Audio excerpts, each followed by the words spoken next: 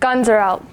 The building is dark and empty, void except for 3. 2 murderers, 1 victim. Calmly and quietly in walks Dr. Spencer Reed and Derek Morgan, dressed in their FBI regalia, heroes in the works.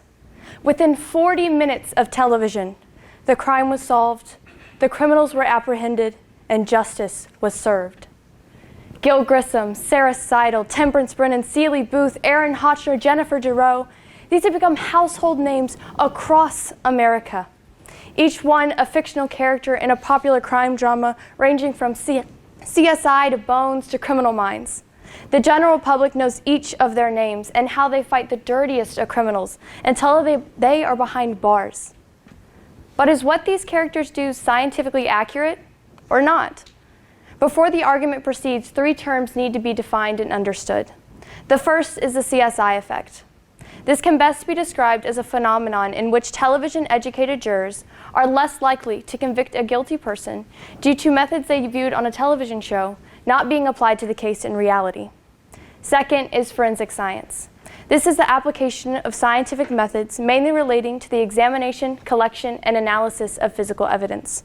And third is the justice system.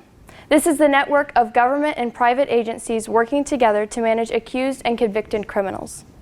Now, one of the key places to pick up this argument is in the year 1887, when a new detective arrived on the scene. His name was Sherlock Holmes. Sherlock Holmes was created by Arthur Conan Doyle in the year 1887 and has remained a prominent and popular figure in both crime literature and crime drama ever since. 50 years later, the first ever televised crime show aired on BBC. It was called Telecrime. Other noteworthy shows that gained this genre popularity would include Columbo, which streamed from 1971 to 2003, Murder, She Wrote broadcasted from 1984 to 1996, and Wise Guide aired from 1987 to 1990. However, one of the most popular crime shows to date is CSI. CSI's first episode aired on October 6, 2000, and it has remained at the top viewed list year after year after year. In 2012, it received an award for the most viewed television show with over 63 million viewers. The first mention of this show creating the CSI effect is in a Time magazine article in 2002. With the popularity this genre has created, people have become fascinated with crime, forensic science, and the justice system. Therefore, crime TV and movies are creating a false representation of the justice system and forensic science, leading to detrimental effects. The sensitivity to crime, violence, and death is becoming obsolete in society due to crime TV. Sylvie Mrung writes, with over half the television shows streaming on air today involving violence, crime, death, and gore, the average 18-year-old views approximately 6,000 acts of violence on television in 1 year. Time and time again, someone is picking up the remote, clicking the on button, viewing a gory scene, and not even flinching. This is causing more negative effects than viewers are even realizing. Effects such as more aggressive actions, less sensitivity towards those affected by violence, and increased anxiety and unnatural behaviors. Viewers are becoming victims to the desensitization these shows cause and are completely unaware of the actions they may be mimicking or the feelings of empathy they're no longer having. Matthew 6:22 through 23 states, "For the eye is the lamp of the body. So if your eye is healthy, your whole body will be full of light. But if your eye is bad, your whole body will be full of darkness. So then, if the light inside of you is darkness, how great is that darkness?" Viewing crime shows and creating a reality inside one's head that is hostile and gory, instead of Jesus' character, which is light, love, and joy, is opening the mind and body up to harm that may not be able to be stopped. Violence is rising in America. Homicides have increased by 36% across 28 major U.S. cities. 19,000 people killed in shootings or firearm-related incidents. And mass shootings have increased by 50% in the year 2019 through 2020. Lack of sympathy, more violent reaction to stressors, and less caring behaviors are effects that are leaking faster and faster into society due to the television viewing habits of the public. However, these are not the only repercussions stemming from this. Crime TV is affecting how jurors deal with real-life cases and how they interpret specific forensic techniques. Jurors are engrossed in trials now more than ever. When they walk into a courtroom, they are completely fascinated by everything that is happening in front of them and what happened in the laboratory. However, they expect it to work exactly the same as it does on a television show. Take the ever-popular DNA test, for example. This seems to break every single case on television and is an absolute necessity, no matter what. In reality, though, it doesn't work like that. The National Forensic Science Technology Center states that a DNA analysis takes time, with every test result having to be reviewed for accuracy prior to release. In a busy crime laboratory, this could take up to 30 days, not 30 seconds. In your favorite crime show, the detective seems to walk up to the scene, takes a few minutes, picks up the smallest piece of DNA, is able to take it back to the laboratory, puts it in a really big fancy machine, and 30 seconds later, what pops out? Driver's license photo, date of birth, address, and rap sheet, just like that.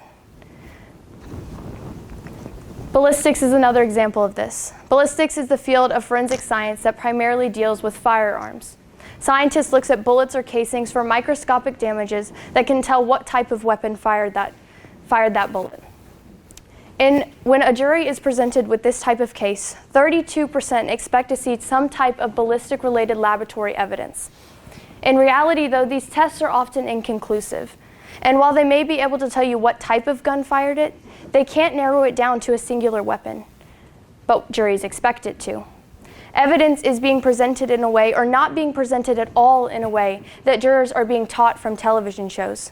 Jeffrey Hendricks writes that some defense lawyers say that CSI and similar shows are teaching the public to rely too heavily on scientific findings, and they are completely incapable of accepting that these findings can be skewed by human or technical errors. Convictions are being skewed, guilty people are being let go, and innocent people are being falsely accused because the public does not understand the true capabilities of forensic science. If this false reality continues to be the primary reality of the general public's crime-solving knowledge, then the systems and methods used today will no longer work tomorrow. TV shows are the only source of education when regarding these subjects for the public.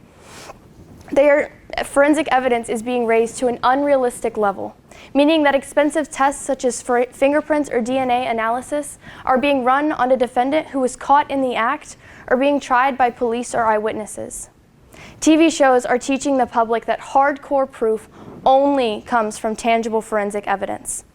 George Martin, an associate professor of socio-legal studies in the University of Sydney, Australia, writes, "These perceptions specifically involve that forensic evidence is infallible, found at every single crime scene, and subsequently tested no matter what." An example of a case ending in acquittal due to lacking physical evidence is the case against Mr. Robert Blake. Mr. Robert Blake was arrested and put on trial for the murder of his wife. He then testified in court that he had left his gun in the car, and when he came back to retrieve it, he found his wife dead with a bullet in her head. He then testified that he tried to hire someone to kill his wife for him. The prosecution felt that this testimony, along with his odd behavior, was more than enough evidence to win the case. The jury thought otherwise. With lacking physical evidence such as gun residue or blood found on Mr. Blake's clothing, he was found not guilty and subsequently let go. The oath judges and attorneys swear to their clients is being undermined by what is being shown on television.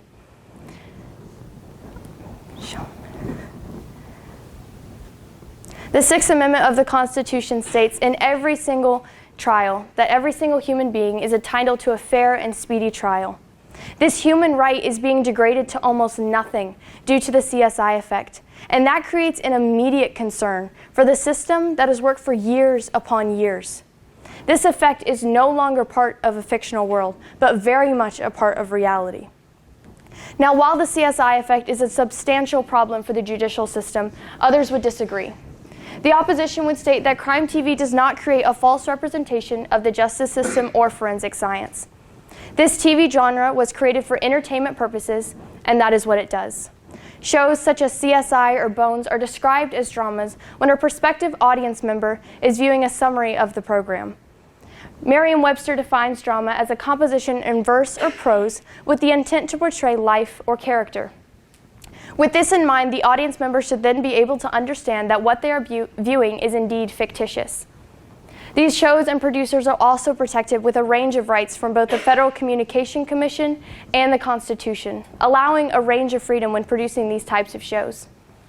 Audience members should be able to understand that what they are viewing is not scientifically accurate material and is not meant to be completely based on reality. Crime TV was created to provide an escape from reality, not to become reality. The opposition would also say that crime TV creates a positive effect among the public. Of the 69 scripted television shows on the big four U.S. networks, Fox, NBC, ABC, and CBS, 35 were found to be about law enforcement or cops in the last year and a half, according to Court's analysis. This means that there's about a 50% chance that when someone sits down to watch a television show, they will end up watching a show about cops, crime, or law enforcement. With this influx of crime and crime show viewers, this has created a generation of people nicknamed at-home sleuths. These people assist law enforcement with cases they are having a hard time cracking or cold cases. These people bring peace to families that have not known what has happened to their loved ones for possibly decades upon decades. The opposition would finally state that while crime TV does influence the perception of the public's understanding, it does not directly influence the justice system or how it functions. While forensics is prevalent in TV shows and the only thing that will crack the case, it only plays a small role in reality. And often the methods used in television shows don't even exist in reality. There is no empirical evidence that the system does not still work a majority of the time and therefore has no need to make changes to account for media that has truly only existed for less than 75 years. Now, while the job of the media is to produce entertainment, the producers need to feel the weight of their actions by how they are educating the public. Crime TV is becoming the only source of education these people have, and producers, whether it is their intent or not, to create shows where they are reliant on that, they need to understand that that is what they're relying on. Crime TV is the only source of education these people have. And producers need to feel the weight and magnitude of their programs and how they are impacting the public beyond the living room. This effect also causes more negative effects than positives. The cons heavily outweigh the pros. This is causing false verdicts to be given out unjustly to innocent people. With only 17,200 forensic science technicians in America as of September 2020, the percentage of American citizens holding that job title is 0.005%. People do not understand what they do not know. Jurors walk into a courtroom with the only forensic knowledge they have from television shows. They understand the fiction as reality. Now, they may discount the crime itself as dramatic fiction. They believe everything else is based on scientifically accurate material and based on reality.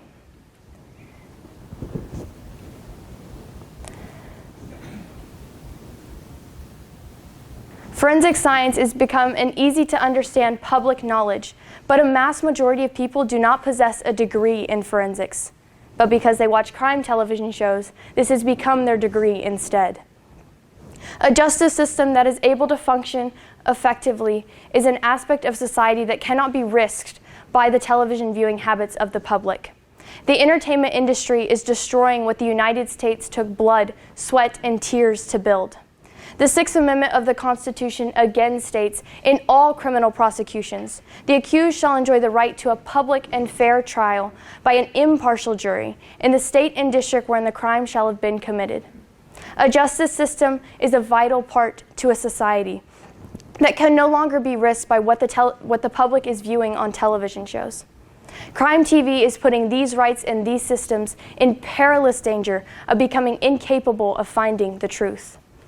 Crime TV and movies are creating a false representation of the justice system and forensic science, leading to detrimental effects. Crime TV leading to detrimental effects.